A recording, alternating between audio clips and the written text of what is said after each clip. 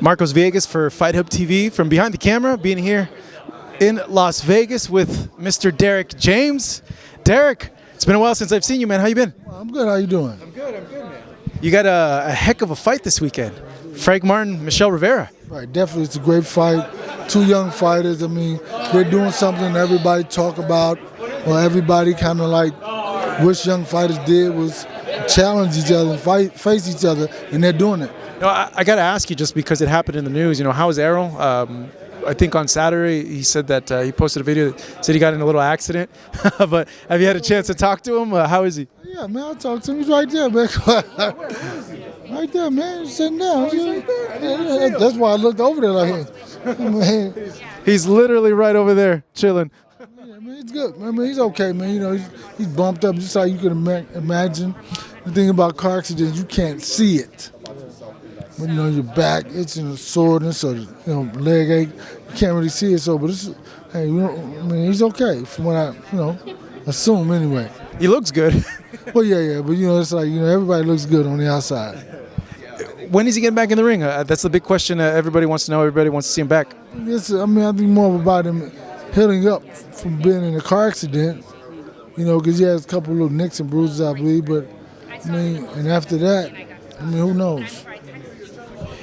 I guess when is he good to get back into the training? Like, how bad was the accident? He's been in the gym. He's been in the gym since maybe June or July, late July. He's been in the gym working. So he's been in the gym. He hadn't got out of the gym. That's good. As a trainer, that's what you want. That's right, definitely, without a doubt, yeah. They were saying maybe Keith for the return fight. Do you think that's a realistic fight for him? And do you like that fight? I don't have to say it, man. I just whoever they choose, I'm gonna go with that. So it's like, if it's him, that's cool. It's okay. I don't know. How do you think he matches up with Keith, in your opinion?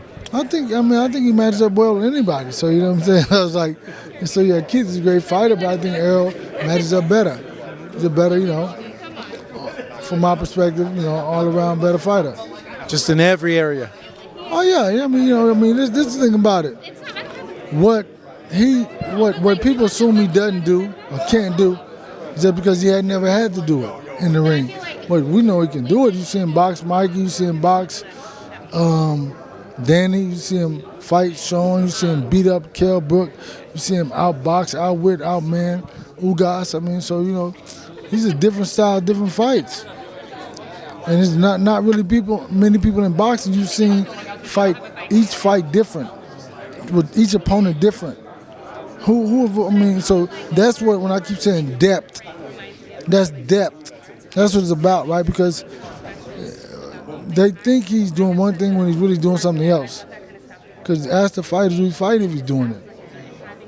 That's the difference. Because if it was so simple, one of those guys would have been solved the answer. People solve the skills of Rubik's Cube real fast. So if he was that, was that simple, they would know. For you as his trainer, how much longer do you think you see him at 147 pounds, and how likely is it that he goes to 154 pretty soon? It's up to him, man. I don't get into that. I don't worry about the weight, because listen, if you chose to make the weight, make the weight. When you get tired of it, don't make the weight. So I don't get into that. I got to ask you, Terence over the weekend knocked out his opponent. Did you see the fight, and what did you think about it? I didn't see it. You didn't see it? No, I didn't see it. No, I didn't see it. No. Do you see the highlights at all? Like the knockout, he knocked him out in the 6th round. Knockout, but like the last 2 punches or whatever, I didn't see anything other than that. Just busy? I really don't watch a lot of boxing, man. Come on, man, I don't watch boxing, man. There's other things to do. You think about it, if you spend all day in the gym, you think that's what I'm gonna do when I get home? No, man, no. I only watch the fighters when we're fighting the fighters. If it's a big fight, I'm gonna watch the fight. But I spend my whole day in the boxing gym. Every day, I work 7 days a week, so I work every day. I'm not gonna come home and really watch boxing unless I have to watch boxing. But I would imagine you've been watching a lot of Crawford fights, because that's a potential fight, right? No. But when we were preparing, I did watch the fight with the junior guy. His brother's a 68 pounder. Yeah. Yeah. Oh, Benavides. I saw that fight. I saw him fight the little mean machine guy. I saw, I don't know, maybe another one. I mean, so I saw, you know. I guess from what you've seen, how does it match up in your opinion? No comment. No comment. Yeah, no. Do you feel Errol's that dominant in that fight? Hey man, I think so, man. I think that he's a good fighter. You know what I'm saying? And Crawford's a good fighter, and Errol's a good fighter. I think when or if it ever happens, you'll see. I hope it happens. Is it going to happen? Are you confident it happens? I don't care, man. You think about this. You get hyped for something, you want something. That's like the kid getting ready for Christmas. And you just hope. I mean, you got the parents who never put any gifts under the tree. You go downstairs, there's no gifts under the tree. So it's like basically the fight you saw last Saturday snatched all the gifts from under the tree. So do you even care about Christmas anymore? Yeah, you always look forward to Christmas every year. You know, but we're smarter than that now. We realize that one time you didn't get them, you may not get them anymore. I don't care about it because it's like, hey, it was a big deal. So I don't know. Who knows? Oh man, you bummed me out. I want to see that fight. I think the whole world wants to see that fight still. You should. I don't know what to say. I don't know what to say about it. I wanted to see it also.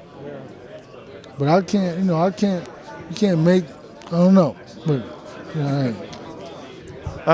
Okay. I have no words. I'm surprised this fight's happening because they're both undefeated. They're both on the rise. Usually you don't see this from young guys like that. You as his trainer, like, why did you say, like, yeah, let's take this challenge. Let's go for it. I mean, I think that it's a good fight. I think it's a good challenge. I think that it's all about building a resume, constantly building a resume, constantly building your skill set. And I mean, a lot of times you never get to see how good a fighter really is because he's not really facing any top quality opposition.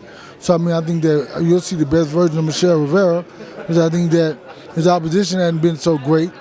So you'll see Frank and you'll see they'll both push each other and you'll see a great fight. Because I mean, like, his last fight he fought was a guy that Frank just knocked out like 2 years ago or something, a year and a half ago. So I think that that's what you'll see is like these young guys push each other to be better. I wish we saw it more, to be honest, and we saw fights like this more. When you look at Rivera as an opponent, man, what do you see there as a trainer? I think that, I think he's a great fighter, man. I think he's very fast, very athletic, very skilled, and he's very intelligent to where he tries to set fighters up. And so I think he's good, man. I think that he's the kind of guy who you kind of, cause like for me, I didn't see what he did wrong, what he did bad. So that's the thing about it. So in that, there's so much respect in that in itself, right? And so that's what it is. I mean, it's like, so I think he's a great fighter. You look at what they do well, then, when you're breaking down tape? Right. Not, because you don't, why would you look at what they do bad? One would think, well, you could capitalize on the stuff that they do bad. But listen, you can't go into a war focusing on assuming what they do bad, because you got to think about it like this. What if he corrects his mistakes? So now you're going in there banking on something that's unrealistic, or that may not even be there, and you never see it. So the whole time you're waiting for something that's not there. But if you focus on what he does great, and if you can take that away from him, then he has nothing. But when you focus on what he does bad, he's going to fall back on what? What he does great. So you don't even see what he does bad. Because he's on the point to where he's doing everything he wants to be doing, and he's doing everything he has to do to be successful. That's great insight there, Derrick. Is that like is that how you guys as boxing trainers look at these fights? Everybody else does. Okay, I was wondering. I don't know what everybody else does. I don't really care what they do. I don't watch nobody else. I'm just saying, from my perspective, you got to go in. I always say, I train my guys as if they were facing Jesus, because he's perfect. You know what I'm saying? So it's like, that's what I'm saying to myself. So that means I'm going there facing a perfect individual, doing everything right. Or I train them and prepare them as if they know what we know. Can they beat Jesus, though? Yeah. Can they beat Jesus, though? Hey man, if they listen, I'm just saying, it's happened many a times. I'm just saying, if they were to face Jesus, not that they're actually facing Jesus. So that's, You could find an opponent named Jesus. you probably could, but I'm just saying, I have the idea of that, so you know that means that God's perfect. He's not gonna make any mistakes, and that's the key element. He's funny, man. You know, he said, I said that, yeah, I'm prepared for Jesus Christ. I do, really. That's true. When you look at this fight, like the winner, do you think either or, and more in particular Frank, is he ready to challenge for the guys at 135 for the titles? I think that he is. I think that, but at the same time, I think that this being here is all about depth. Having more experience, more knowledge, more intellect. So what happens is the deeper knowledge you get, the deeper experience you get. So a fight like this helps you, but at the same time you have to realize who those other guys are. And you know, and it'll help you and push you and motivate you and inspire you. But at the same time, Michelle Rivera is not Tank Davis. You know what I'm saying? And so really Tank Davis, I believe, is the top of the top. More so than Devin? I really never seen him fight before. I mean, I've never seen him fight before. So I think that, like I said, because and it's not that Devin Avanesyan is not a great fighter. I just think Tank has faced better opposition, and that's really what it comes down to for me, in my perspective. Because everybody's great fighting somebody's grandmother. Not saying he's fighting somebody's grandmother. I'm just saying that. I'm just saying. So that's how you can. But he's fought like what he fought. He fought a good fighter. He fought. Yeah, He fought Kambosos, Linares, Jojo Diaz. JoJo. So he fought great fighters also, right? But I think that Tank still has the deeper resume. But I'm not saying he's gonna win or not. I'm just saying I just think Tank's the better, more established. He's been a champ for longer. He's held that space for longer. And I think he has a little bit more depth.